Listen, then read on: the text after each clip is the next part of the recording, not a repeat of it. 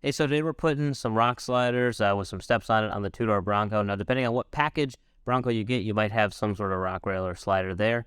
But if you want something that you can actually stand on, you're going to have to swap that out. Or like in my case with the base Sasquatch here, that doesn't have any protection for the bottom of the doors or the pinch weld there.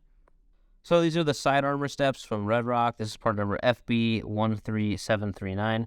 And like I said, these are going to be for the two-door. The installation on a four-door, I assume, is going to be very similar. So just opening up the box here, honestly, these are a lot more heavy duty than I was expecting, especially for the price point, and the finish looks to be pretty good on here. So we'll see how it kind of holds up over time, but I'm going to get these all the way unboxed. We'll show you what it all includes, and then I'll walk you through how to install these things.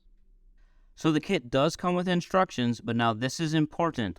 According to the instructions, you have the step further back, and this is going to be the front of the truck. If you install these according to the instructions, you will end up with something that doesn't fit. I mean, this might work, but it looks really dumb because that sticks out way too far, and that is not back far enough. So do not follow the instructions. You're going to want to install these actually reverse.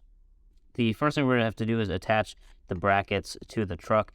Now, before you run away, yes, these are body-mounted sliders. So some people are going to be angry just calling them sliders, but you couldn't treat these the same as a frame-mounted slider. Like, I'm not going to pin myself against a rock and floor it and use this to pivot the truck. However, this is still going to give you a significant amount of protection, so you're not going to ruin the bottom of your doors if you happen to slide off and hit something. So from the passenger side, looking towards the front of the vehicle, the first bracket we're going to put on is going to end up right about here.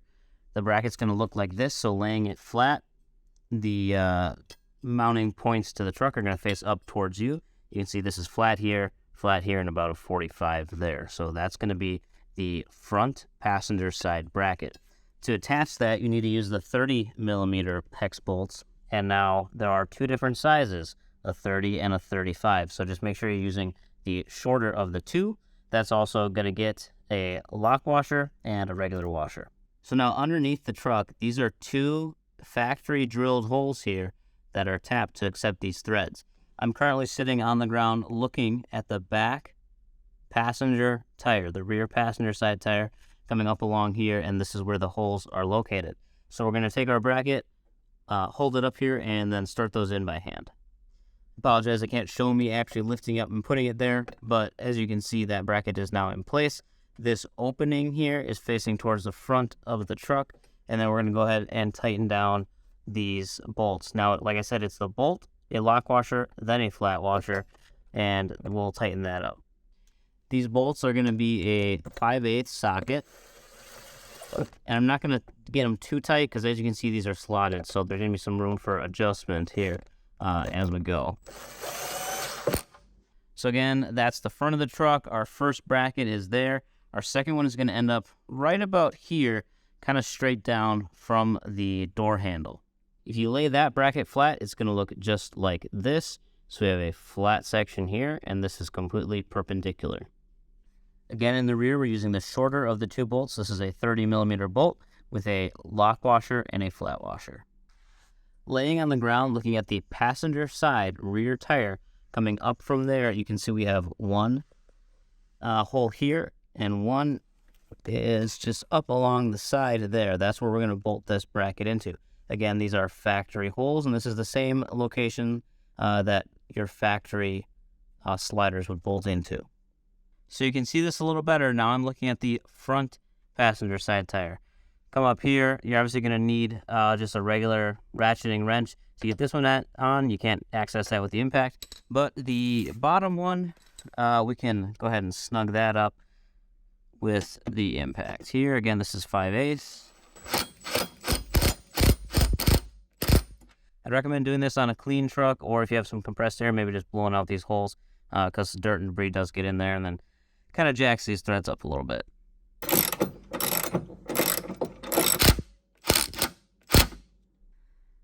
Now, once both your brackets are installed, it's time to attach the step to the brackets. To do so, we're going to use the longer 35 millimeter bolt, and that's going to go bolt, washer, bracket, washer, and lock nut. So this is a job that I'm sure is made easier with 2 people, but it's definitely far from difficult to do by yourself. So I'm just going to use my knee to kind of support the slider, get it in place, and I already have my hardware kind of pre-set up on the ground, like pre-built, and should be able to slide her through. Get one on each side, and then it'll support itself. So now I can put the rest of the bolts in and tighten them down. So I still have everything loose here, but I just wanted to show you that there is enough range of motion that if you weren't necessarily going to use these as steps, you could pivot them up a little higher and mount them something like this. Just keep in mind you don't want to go too high where you're going to interfere with the door. But there's enough room in the brackets that allow for enough slidage, which is a very fancy technical term, that you could mount these further up if you wanted protection like that.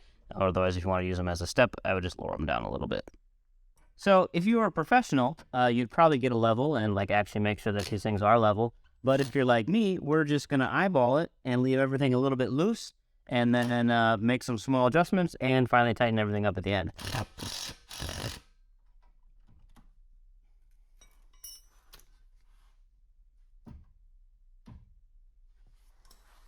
Precision. So once the sliders are on, make sure you come back in and get all of your brackets nice and snug.